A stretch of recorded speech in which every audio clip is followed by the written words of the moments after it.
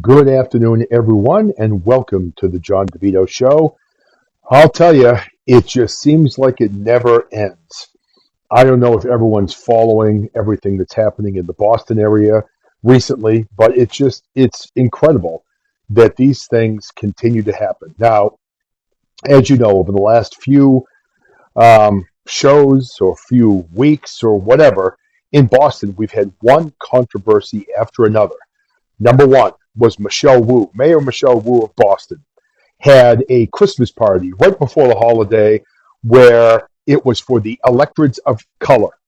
There were no white people from the Boston City Council invited to her Christmas party. Now, if you think about it, I honestly don't have that big of a problem with this, even though it's segregation, even though it can be viewed as racist. And if you consider the flip side, where if one of the white city councilors had a Christmas party for the electorates of white people only, there would be cries of racism all throughout the left woke community. So it would just be pandemonium if that was allowed to happen. But for some reason, when it is something where this is being done for people of color, then how dare white people speak up? We're nothing but racist. We're toxic. The men are misogynist. I am so tired of these liberal woke policies. And, it's funny. They talk about DEI, equity, inclusion, all of that stuff. But I guess they mean, when they say that, equity, inclusion, except for white people. That's what they mean. They mean eliminate the white people, and people of color get all the positions of power. And we are just thrown, to the ground and thrown away. So Michelle Wu's racist Christmas party was the first thing. Then it came out that Claudine Gay, the president of Harvard, refused to condemn anti-Semitism at the campus of Harvard in front of Congress.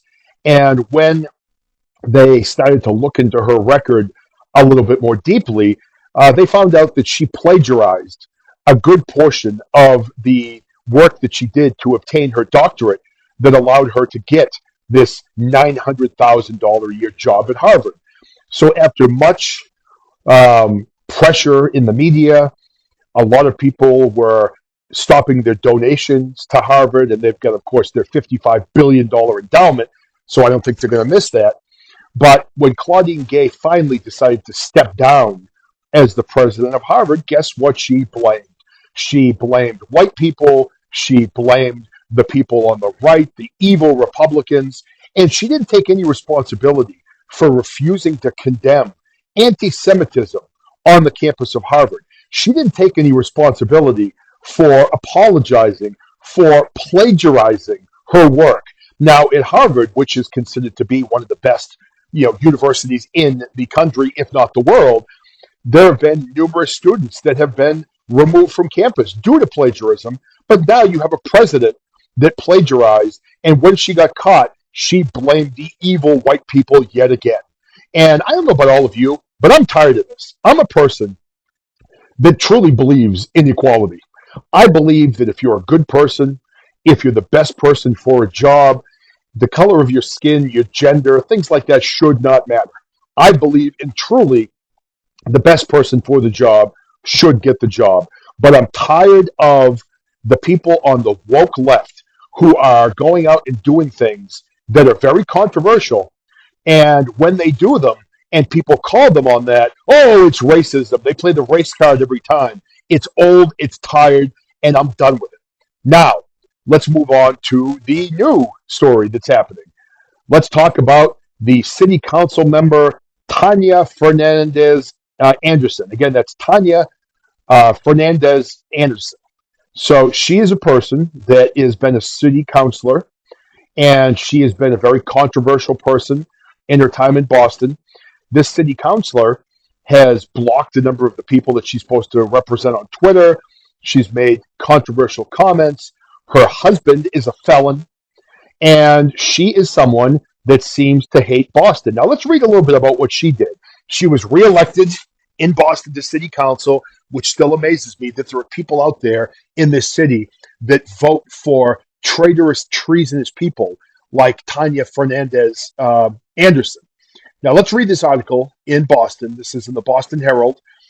Boston City Councilor Tanya Fernandez Anderson was told to retake the oath of office after a video showing her not saying the words or raising her right hand during Monday's inaugural ceremony went viral on social media. So this person, Tanya Fernandez Anderson, was reelected to the Boston City Council. I'm sure she was at the No Whites Allowed Christmas party. I didn't see her in the picture. I haven't looked at the picture, but I'm guessing she was probably there. This is the woke crowd in Boston, along with World Economic Forum Mayor Michelle Wu, that is intent on turning Boston into a 15-minute city. They have bike lanes all over the city that has destroyed the traffic flow in Boston. And for those of you that live in Boston, you get this. For those of you that don't live in Boston and you live in a warmer climate, I encourage you to book a plane flight to Boston and rent a bike in the middle of January, and you ride your bike around the city with snowbanks, with subarctic temperatures, and you tell me how smart it was to put bike lanes in Boston that are taking up the majority of driving spaces and parking spaces in Boston. And it's now affecting businesses also, where people can no longer park in front of businesses. So anyway, she's part of this group.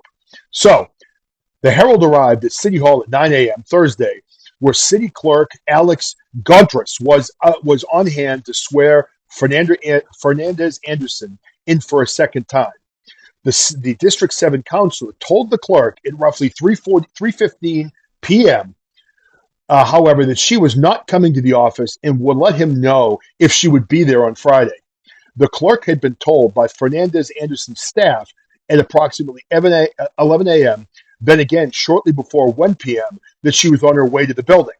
Fernandez Anderson was instructed by both City Council President Ruth Lee Lejeune and the City Law Department to retake the oath, both verbally and in writing, a City Hall source told the Herald.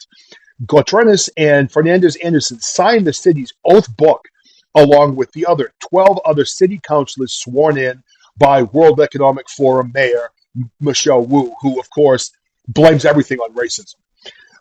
So, again, she was sworn in on Monday and could not attest to whether she spoke the words during the inaugural ceremony. Fernandez Anderson appeared not to be saying the oath verbally in a video posted by Boston Accountability Network that went viral after it was shared by libs of TikTok on X, the site formerly known as Twitter, on Wednesday night. Per the city charter, city councilors are required, before entering upon the duties of the office, to take and subscribe in a book to be kept by the city clerk for the purpose, the oath of allegiance and oath of office prescribed in the Constitution of the Commonwealth, and an oath to support the Constitution of the United States. The situation has prompted questions about whether Fernandez Anderson's decision not to recite the oath has created a vacancy for the District 7 councilor, invalidating the votes she took during Monday's City Council meeting, or if the entire meeting must be redone. So let's talk a little bit about this. So here you've got this Boston City Councilor, Tanya Fernandez Anderson, who is supposed to be here representing the people of Boston. She's on the city council.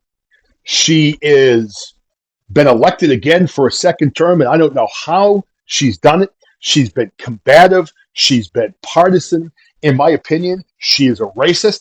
She does not like white people. She is intent on destroying everything in the city of Boston. And this person was elected in. She went to the inauguration. And again, it is set forth in the Constitution of Massachusetts that she has to perform this ceremony in order to be actually ratified as a city councilor in this next term.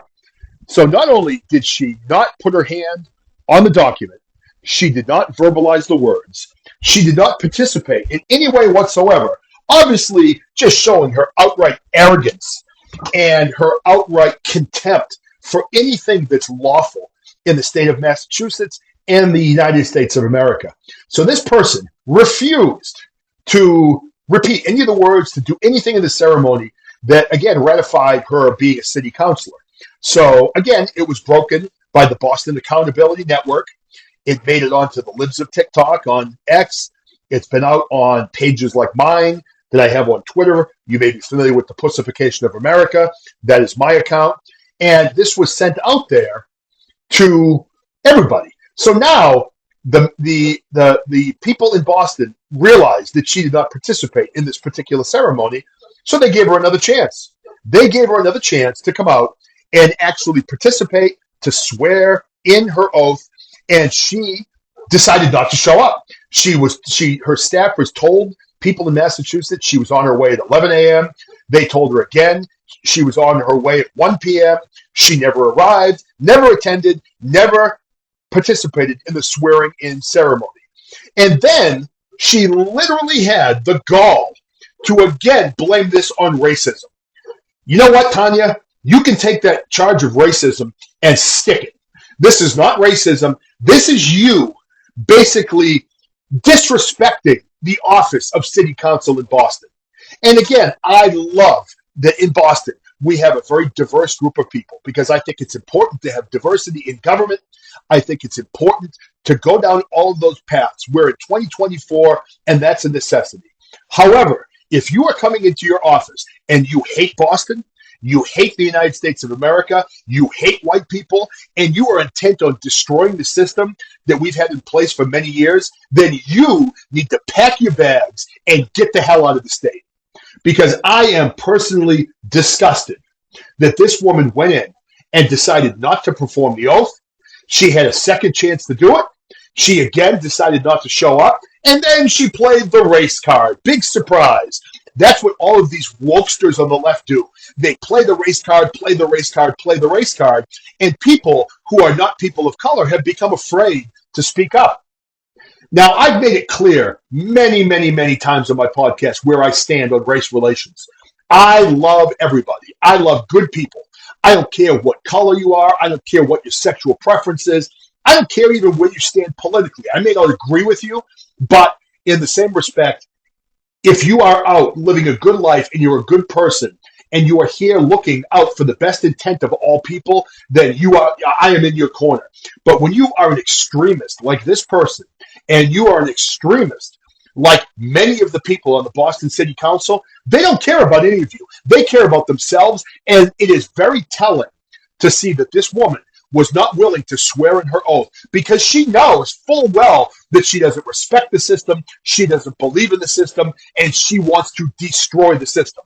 So I would like to see the people in Boston, the people that are governing this, to step up and throw her ass out of office. If she doesn't respect the process enough to perform the oath and do the things that she's supposed to do, then she needs to be kicked out of office on her ass and bring in somebody that will actually do the job for the people of Boston. I don't care what color they are.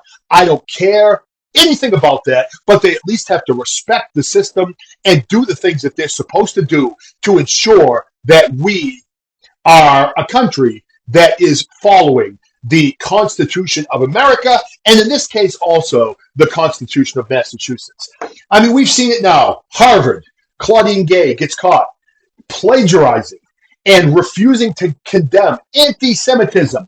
Who's at fault for that? The racists. It's racism.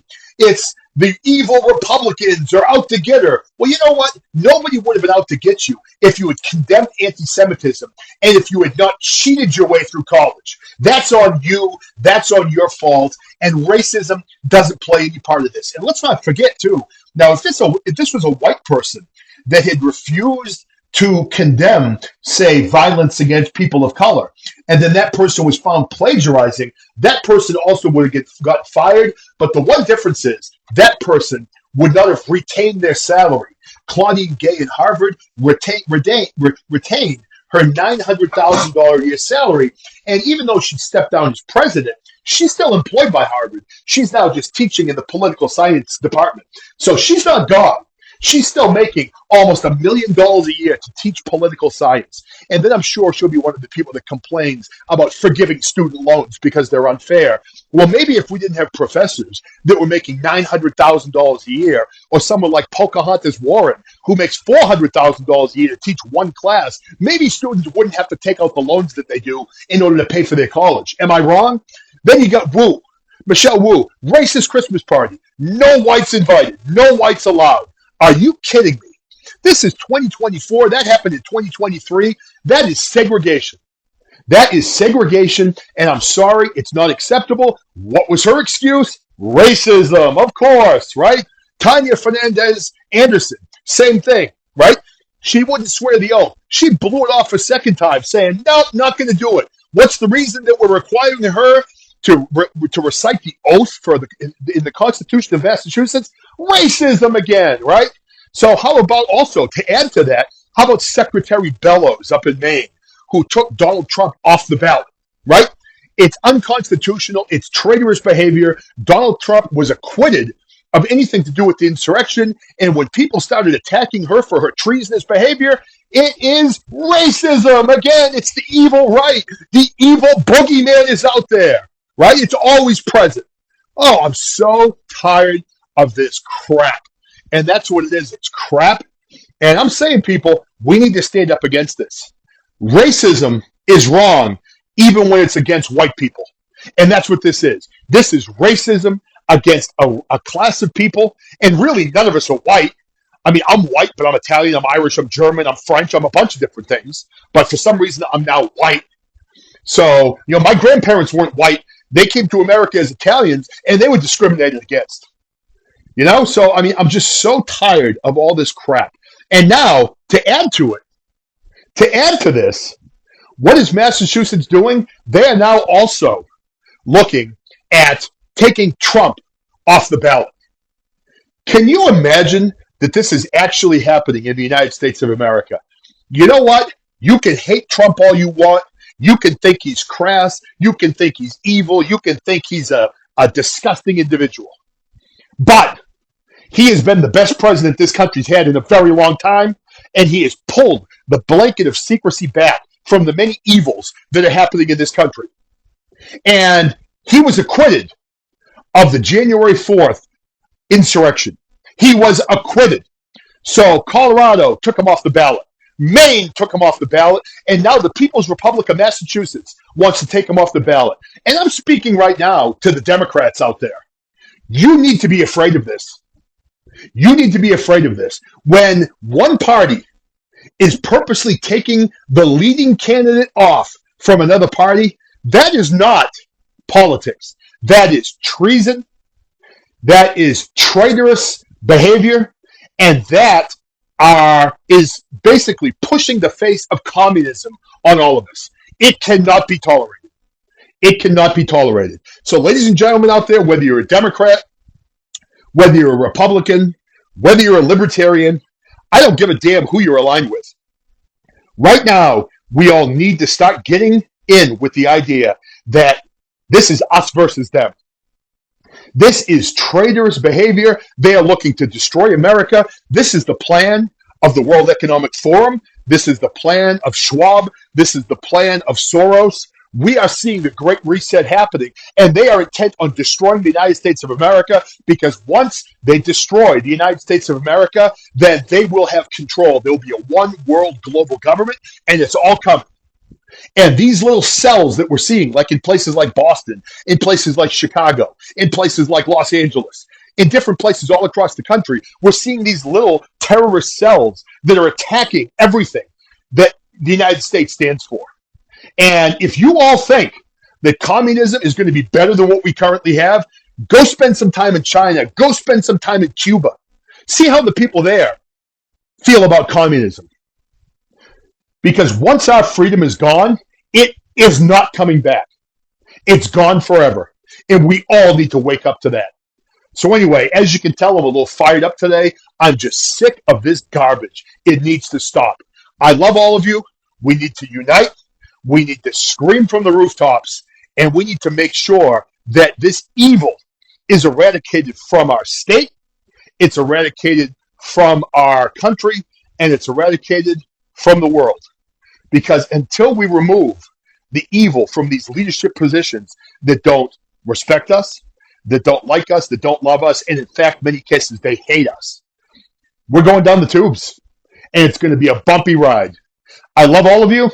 Have a great day, and thank you for listening to The John DeVito Show.